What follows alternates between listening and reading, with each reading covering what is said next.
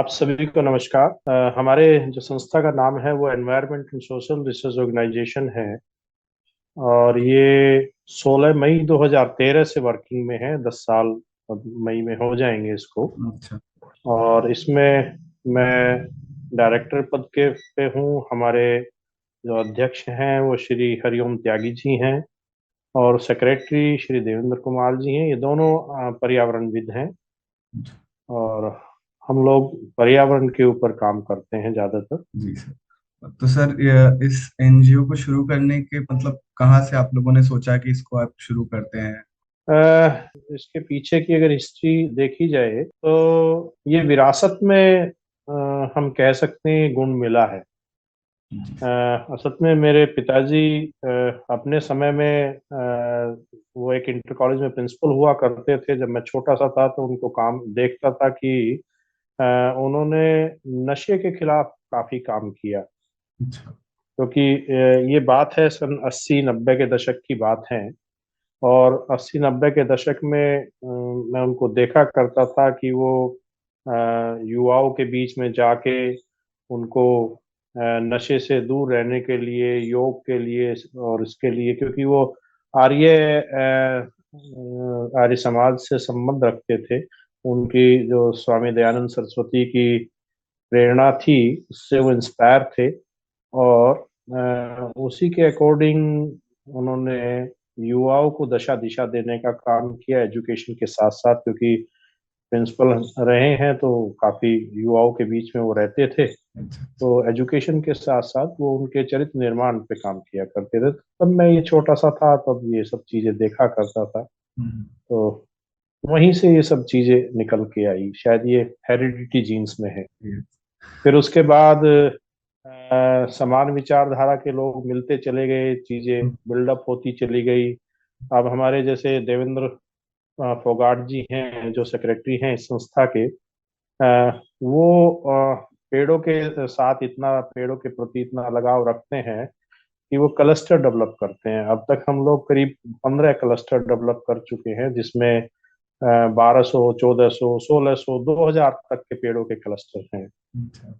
और ये उनका जुनून है। हम लोगों की जो थीम है वो थीम ये है कि आज के समय में जो एक विकास के नाम से हम लोग इस प्रकृति को तहस नहस करते जा रहे हैं, लेकिन जी। अगर विकास अगर कहीं नहीं पहुंचेगा तो वो शायद शमशान घाटों में नहीं पहुंचेगा। सही बात है। शमशान घाट तो सुरक्षित रहेंगे रहेंगे। सही बात है सर। तो तो वहीं से हमारे दिमाग में आया कि अगर हम कहीं सड़कों के किनारे अगर पेड़ों को लगाएंगे तो जरूर सड़क चौड़ी के नाम पे ये पेड़ काटे जाएंगे। वो तो या हम काटे किसी जा रहे पार्क हैं। में अगर कभी, हाँ अगर हम कभी अगर कभी हम किसी पार्क में पेड़ लगाएंगे तो हो सकता है कि कोई आदमी वहां पे या सरकार या व्यवस्थाएं ऐसी व्यवस्था कर दे कि जी चलिए यहाँ पे कोई बिल्डिंग बनानी है, पार्क हटा दो। हम्म। लेकिन शमशान घाट एक ऐसी जगह है जहाँ शायद किसी की हिम्मत नहीं पड़ेगी कि वहां विकास कर सके। तो इन्हीं सब चीजों को विचार करके अब तक देवेंद्र फोगाट जी के नेतृत्व में कम से कम 15 इस तरह के पश्चिमी उत्तर प्रदेश में जो 15 शमशान घाट हैं हम्म। जिनको हम डेवलप कर चुके हैं, जिसके अच्छा। अंदर हजार हजार पेड़ों की संख्या है। अच्छा। तो वहां पे शायद मानव की हिम्मत नहीं पड़ेगी कि वो विकास हाँ। कर सके, वहां प्लॉटिंग कर सके, वहां पे मॉल खड़ा कर सके। सही बात है। तो इसी कल्पना के साथ ये काम चल रहा है। दूसरा, हम लोगों का जो काम है वो अ, देखिए, इस प्रकृति को बचाने के लिए संवेदनशील व्यक्तियों की आवश्यकता है। और जो संवेदनशील व्यक्ति होते हैं वो पागल कहलाए जाते हैं। जो पंजाबी का एक शब्द है हाँ। पागल, जिसने गल हाँ। पाली हो। हम्म। तो वैसे तो अगर सामाजिक परिदृश्य में देखा जाए तो पागल शब्द एक बुरा शब्द माना जाता है। अच्छा तुमने मुझे पागल कह दिया, तो वो एक बुरा शब्द माना जाता है। यस। लेकिन अगर पागल की आप पागल को अगर संधि विच्छेद करेंगे तो जिसने हम्म। कोई गल पाली है, यानी कि किसी के मन में ये बात लग गई है कि नहीं मुझे करना है। हाँ। तो अ, हमारा काम और पागल पैदा करने के हैं प्रकृति के लिए। इसी सोच के लिए को लेते हुए हम लोग हर साल 25,000 30,000 बच्चों में उनके बीच में घुसते हैं, उनके बीच में जाते हैं, उनसे बात करते हैं। भाषणबाजी नहीं चलती, बात चलती है, हाँ। उनसे इंटरेक्शन चलता है। और उनको उनको उन्हीं के सिनेरियो में उनको ये समझाने का प्रयास किया जाता है कि हम लोग जो कर रहे हैं वो प्रकृति के लिए ठीक नहीं है। ठीक है, विकास चाहिए, विकास को कोई मना नहीं करता, यस सर। लेकिन आज से 100 साल पहले एक व्यक्ति ये कह के गए थे कि ये प्रकृति हम सबकी आवश्यकताओं की पूर्ति कर सकती है, लेकिन लोभ को पूरा नहीं कर सकती। हम्म। वो महात्मा गांधी थे। कितना यस। बड़ा विजन रहा होगा उनका। और आज हम 21वीं शताब्दी में और मार्च के महीने में मैं पंखा चला के बैठा यस सर। और 32 डिग्री टेम्परेचर ये है। हम्म। तो कहीं ना कहीं तो हमसे गलतियां हुई हैं। अगर मैं आपसे थोड़ा सा पीछे लेके चलूं, मैं आपकी पीढ़ी को तो दोष नहीं दूंगा, लेकिन मैं अपनी पीढ़ी को जरूर दोष दूंगा। हम उस पीढ़ी के व्यक्ति हैं जिनको नदियां, तालाब, वन और सब कुछ हमें हरा भरा मिला था। 90 के बाद जो हमने विकास को देखा है और उस विकास में जो हम पागल हुए हैं, तो उसी का नतीजा ये है कि हम उस प्रकृति की अहमियत भूल गए कि ये प्रकृति हम सबको क्या देती है। हमें वो विकास अच्छा लगा, चकाचौंध अच्छी लगी। तो सबसे पहले जो हम बच्चों में कह लीजिए, या हम अगर शमशान घाट की कोई डेवलपमेंट की बात करें, तो हमें स्थानीय एक व्यक्ति की जरूर आवश्यकता पड़ती है, क्योंकि अगर हम सब कुछ डेवलप करके दे देंगे तो वो गलती जो हमने की है वो गलती वो भी करेंगे, उसकी कीमत नहीं समझेंगे वो। और उसकी तो देखभाल एक करने के लिए भी। व्यक्ति देखभाल करने के लिए मिलके करते हैं ना, जब समाज हम्म। के लोग आते हैं मिलकर तो हाँ। साथ साथ मिलके करते हैं। यस। तो इसीलिए समाज जरूरी है। हाँ। अगर आप वन साइडेड डेवलपमेंट करके दे देंगे तो उसको आप संजो के हम्म। नहीं रख सकते, क्योंकि उसकी कीमत आप नहीं समझेंगे। तो हम किसी भी गांव में अगर घुसते हैं तो पहले हम स्कूल के माध्यम से घुसते हैं, स्कूल में बच्चों के साथ इंटरेक्शन करते हैं अच्छा। और उनको इंटरेक्शन के माध्यम से हम उनको ये रियलाइज कराते हैं। देखिए, मैं जैसे आपके सामने अभी दो पोल्यूशन की बात करूंगा, उन दो हम्म। पोल्यूशन की कोई बात नहीं करता। मैं गारंटी से कहता हूँ कि 99.9% उसकी बात नहीं करेंगे। आपको जानकारी है कि हमारी पीढ़ी या आपकी पीढ़ी ने इस प्लेनेट से, यानी कि पृथ्वी से 4% नाइट विजिबिलिटी हटा दी है। नहीं, मुझे नहीं पता था। हमने 4% जो रात का नाइट डार्कनेस थी उसको हम्म। घटा दिया है आर्टिफिशियल लाइट के थ्रू, क्योंकि हमको उस अंधेरे से डर लगता है। और हमारी व्यवस्थाएं कहती हैं कि अगर 1.5 डिग्री टेम्परेचर इस पृथ्वी का बढ़ गया तो विनाशकारी अवस्थाएं होंगी। लेकिन हम एक तरफ तो स्ट्रीट लाइट और अदर लाइट के माध्यम से इस प्लेनेट को गर्म करते जा रहे हैं, लेकिन इस तरफ कोई ध्यान नहीं दे रहा कि ये जो नाइट में हम लाइट जलाते हैं उसके कितने नुकसान हैं। छोटा सा उदाहरण मैं आपके साथ शेयर करता हूँ कि आप किसी शादी में सर्दियों के मौसम में जाते हैं। पहली बात तो सर्दी होनी बंद हो चुकी है, हाँ। लेकिन सर्दी में अगर जाते हैं और वहां पे अगर हमारे पास कोई कपड़ा या कोई इस तरह की चीजें ना हो तो शायद हम हेलोजन लाइट ढूंढते हैं कि उसी के पास खड़े हो गए। तो यस। जब वो हमारी सर्दी भगा सकती है तो क्या इस पृथ्वी की गर्मी नहीं बढ़ा सकती क्या? दूसरी चीज, अगर इसका एक दूसरा पहलू देखा जाए, तो दूसरा पहलू ये है कि आप इस पूरी पूरी प्रकृति को अगर पहचानेंगे, ये प्रकृति दिन में काम करती है, रात में काम नहीं करती। हम्म। जितने भी हमारे प्लांट्स हैं वो दिन में ऑक्सीजन ऑक्सीजन का प्रोड्यूस करते हैं, रात में वो आराम करते हैं। यस। हमारी जो छोटी सी चिड़िया होती है, छोटी सी चिड़िया जो 1 घंटे में 40 कीट खाती है, पकड़ती है मानव के स्वास्थ्य स्वस्थ रहने के लिए, वो रात को आराम करती है। 1 घंटे में 40 और 14 घंटे काम करती है वो नॉन स्टॉप। कभी यहाँ बैठेगी, कभी वहां बैठेगी, और वो इस तरीके से कीट पकड़ेगी। और रात को जब उसका आराम करने का नंबर आता है तो हम स्ट्रीट लाइट के थ्रू हम उसकी रात खराब कर देते हैं। कैसे काम करेगी वो?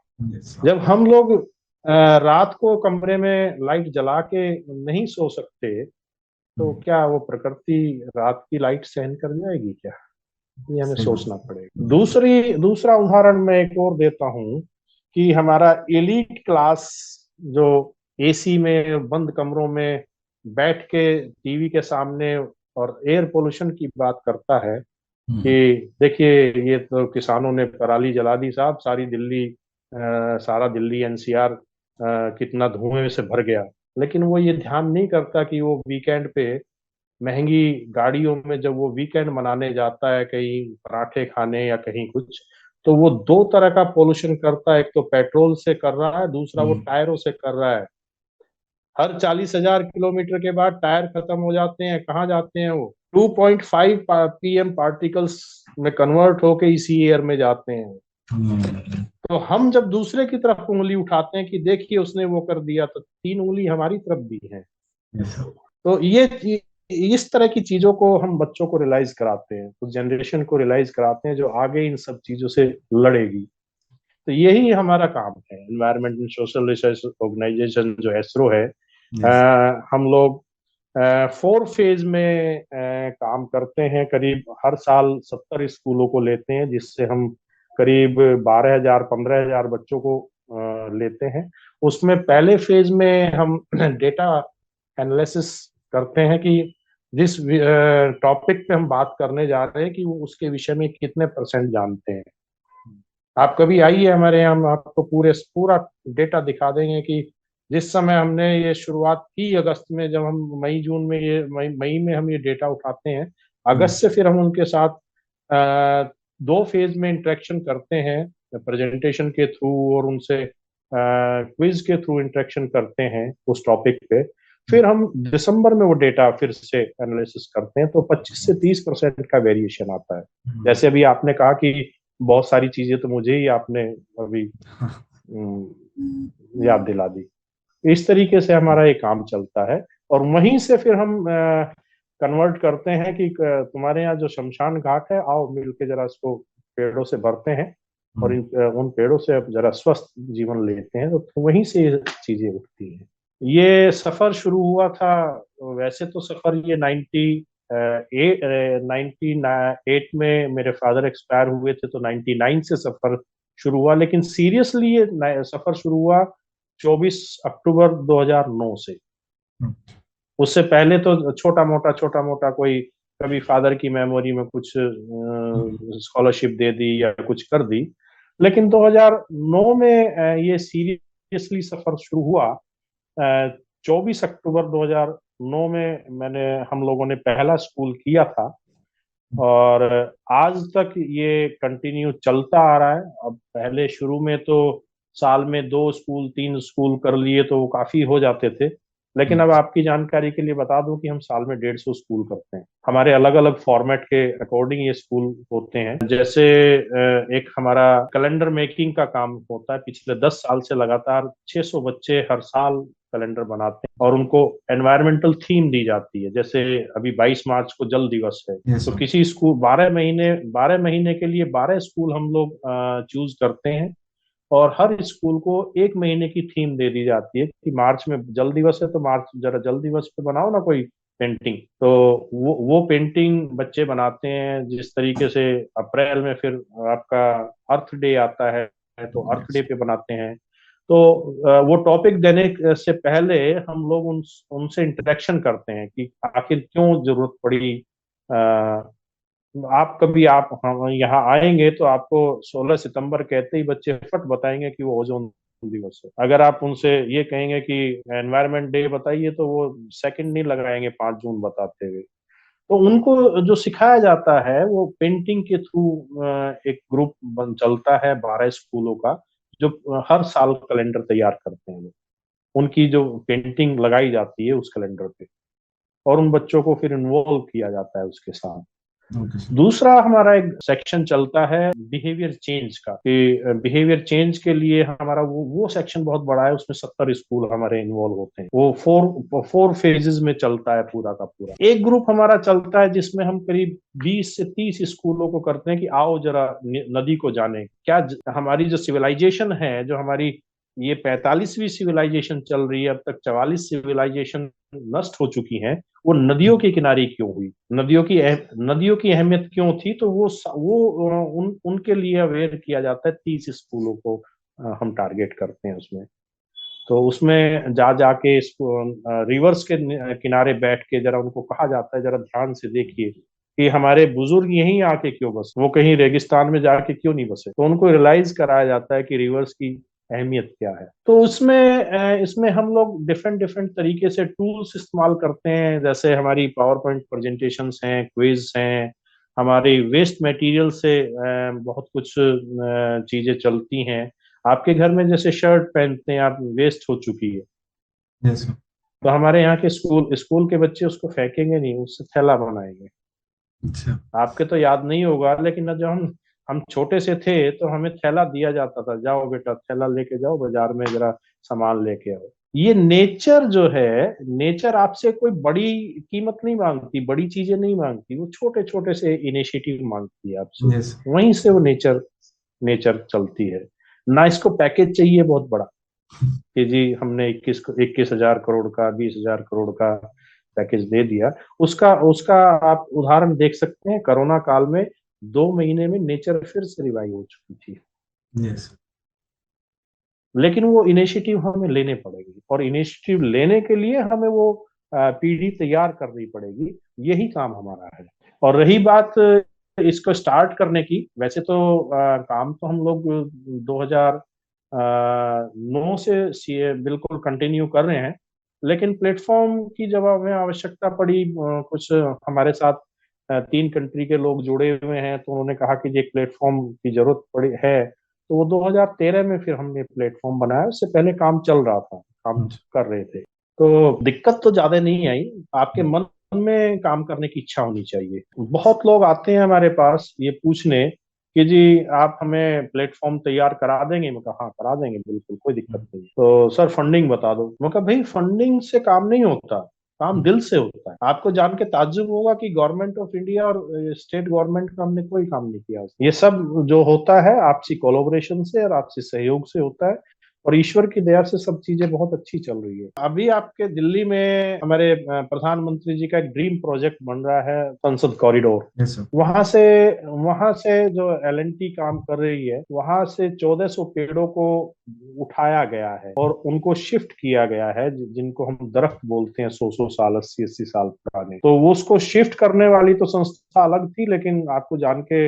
एक खुशी होगी कि उसकी केयरिंग यूनिट हम थे, और हमने 80% सर्वाइवल दिया। हमने क्या, ईश्वर ने दिया है, 80% सर्वाइवल दिया है।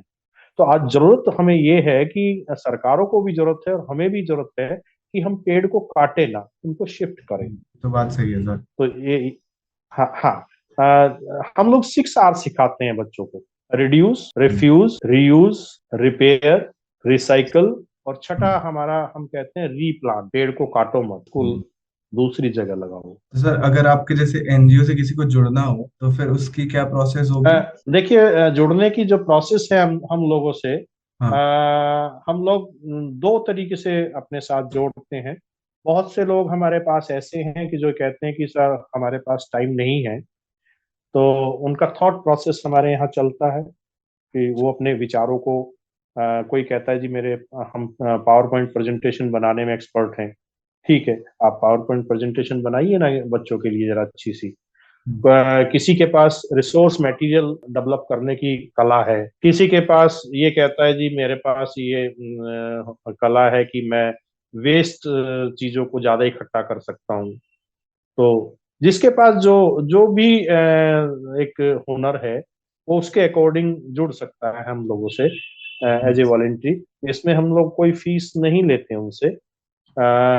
अगर कोई स्टूडेंट आके हमसे जुड़ना चाहता है और सर्टिफिकेशन कोर्स में वो ज्वाइन करना चाहता है, तो उसके लिए हमारे पास सिर्फ पहली और आखिरी शर्त ये है कि उसको काम करना पड़ेगा। आपके ओके आपके सर। मंच के माध्यम से मैं सभी युवाओं को यही संदेश दूंगा कि अगर कोई आके ये सोचता है कि हम सर्टिफिकेशन कोर्स, क्योंकि हमारे पास बहुत बच्चे आते हैं एमएसडब्ल्यू पे जो आके कहते हैं जी 45 दिन 50 दिन का हमें सर्टिफिकेट चाहिए, उनको काम जरूर करना पड़ेगा, उसके बिना ये संभव नहीं है। सर, तो आप हमारे व्यूअर्स को और सोसाइटी को कोई एक मैसेज जो देना चाहते हो? सोसाइटी को मैसेज एक ही मैसेज है जो यहाँ से हम सब लोगों को देते हैं, कि बहुत लोग कहते हैं कि हम लोग सोशल वर्क करना चाहते हैं। जी सर। तो उन लोगों के लिए सिर्फ एक ही मैसेज है कि आप जिस तरह की दुनिया देखना चाहते हैं उसके लिए काम करना शुरू कर दो। उसके लिए प्लेटफॉर्म की आवश्यकता नहीं है, उसके लिए पैसे की आवश्यकता नहीं है, उसके लिए कमिटमेंट की आवश्यकता है। अगर जी। देखिए, इस समाज से के हम सब हिस्सा हैं, सब पार्ट हैं, जी। और जब इस समाज से हम लेते हैं तो देंगे भी तो हम ही ना, कोई बाहर से तो देने नहीं आएगा। तो जितने भी यूथ हैं उन सबको एक ही संदेश है कि आप जैसी दुनिया देखना चाहते हैं कि मेरा समाज अच्छा, वेल एजुकेटेड हो, हमारा समाज एनवायरनमेंट में अच्छा ग्रो करता हो, मेरा समाज अच्छे बिहेव के साथ बेटियों की रक्षा करता हो, बेटियां ऐसा सोचती हों कि हम लोग अगर रात में भी निकलें तो हम सुरक्षित रहें, उसके लिए किसी एजेंसी की तरफ नजर ना दौड़ाएं, हम लोग काम करें, जी सर। पहला कदम हम उठाएं। ये सफर जब शुरू हुआ था, मैं आपको एक छोटी सी इंटरेस्टिंग बात बताऊं। इस सफर के लिए जो हमें इंस्पायर किया गया, व्यक्तिगत तौर से अगर मैं अपनी बात करूं, तो मेरी मदर ने इंस्पायर किया था मुझे। तो मेरी मदर ने कहा था कि एक बार ऐसे ही बैठे हुए बात कर रहे थे, तो मेरी मदर ने कहा कि तुम कहते बहुत हो कि पर्यावरण खराब हो गया, नदियां खराब हो गई, क्या किया है तुमने, क्या कंट्रीब्यूट किया है इसमें। तो इसी तरीके से मेरी बिटिया जो अब एमएससी कर चुकी है फिजिक्स से, वो छोटी सी थी, करीब 5-6 साल की रही होगी। हम लोग मैं रूटीन में, जैसे यहाँ यहीं से बड़ौत में मैं रहता हूँ, तो बड़ौत से डेली अप डाउन दिल्ली किया किया करते थे जॉब के तौर पे के लिए। तो एक दिन ट्रेन से हम दोनों, मैं, मेरी मिसेज और मेरी बिटिया दिल्ली के जा रहे थे किसी काम से। तो जब हम यमुना के ऊपर से गुजरे तो बिटिया ने पूछा कि पापा ये क्या है। तो उसको बताया गया कि ये यमुना है। तो उसने कहा छुट्टे ही, वो माँ यमुना, क्योंकि हम घरों में बात करते हैं ना कि नदियां हमारी माँ हैं। Yes sir. तो मैंने मैंने कहा हाँ माँ यमुना। तो बड़े सोच के साथ बोली, पापा माँ इतनी गंदी होती है क्या। अब आप देखिए, 4 साल की 5 साल की बच्ची ये सवाल कर रही है आपसे कि माँ इतनी गंदी होनी चाहिए क्या। तभी दिमाग में हिट किया कि नहीं, शायद अगली पीढ़ी को हम जवाब नहीं दे पाएंगे। तो मित्र, आपके माध्यम से मैं ये कहना चाहता हूँ कि अगली पीढ़ी को जो जिस रिजर्व बैंक की आवश्यकता है, वो नेचर के रिजर्व बैंक की आवश्यकता है। पैसा तो वो अपने आप कमा लेंगे, पैसे की जरूरत नहीं, पैसे की दिक्कत नहीं है। Yes sir. लेकिन हमारा ये जरा ठीक होना चाहिए, क्योंकि गांधी जी ने एक बात कही थी, need and greed. Yes sir. Need तक तो ठीक है, हम्म। ग्रीड ग्रीड में जाके दिक्कत है। तो जब तक हम अपनी ग्रीड को नहीं छोड़ेंगे तो तब तक काम नहीं चलेगा। हम कितने भी सेमिनार कर लें, कितने भी हम आ, अभी कितने गजब की बात है कि COP27 होता है और उसका होस्ट कौन होता है, कोका कोला, जो सबसे ज्यादा प्लास्टिक पोल्यूशन फैलाता है। हम्म। तो ऐसे काम नहीं चलना, काम तो चलना है इस प्रकृति को बचाने के लिए कि हमारी जो कथनी और करनी है। अगर मैंने लाइट पोल्यूशन की बात की है तो मेरे घर की लाइट रात को बंद होनी चाहिए। यस अगर सर। मैंने टायर के पोल्यूशन की बात की है तो वीकेंड पे मुझे अपने बच्चों से कहना चाहिए कि नहीं बेटा, वीकेंड पे घूमने नहीं चलते, चलो खुरपा उठाते हैं, एक पेड़ लगाएंगे जरा। तो वो हमें जरा नेतागिरी से बाहर निकल के हमें वास्तव में काम करना पड़ेगा। और यही हमारा मोटिव है, कि हम जैसे हम पागल हैं ऐसे ही पागल और पैदा हो। तो आप लोग के मन से यही एक संदेश है कि आप लोग जैसा समाज देखना चाहते हैं उसके लिए काम करना पड़ेगा, उसके लिए फंड की जरूरत नहीं है, पहले ये हम्म। मजबूत होना चाहिए। सही ठीक बात है। है। सर बहुत बहुत धन्यवाद आपका, आपने वक्त निकाला इतना हमारे लिए और हमें नहीं काफी नहीं कुछ सीख नहीं बताया। आप, जी जी, थैंक यू। आप थैंक लोगों यू। की को शुभकामनाएं, धन्यवाद। जी सर, जी सर, जय आपको भी और आपके एनजीओ को भी ऐसे ही आप लोग काम करते रहे। हिंद। एनजीओ कह सकते हैं, फॉर्मेट है एनजीओ का हाँ, लेकिन पर एक है तो एनजीओ वही। स्टाइल में नहीं है। हाँ समझ रहा हूँ, मैं बात हाँ, समझ फॉर्मेट है, गया। फॉर्मेट जरूर है और लेकिन स्टाइल नहीं है। चलिए सर, आपसे बात करके बहुत थैंक यू अच्छा सर। लगा हमें। ओके।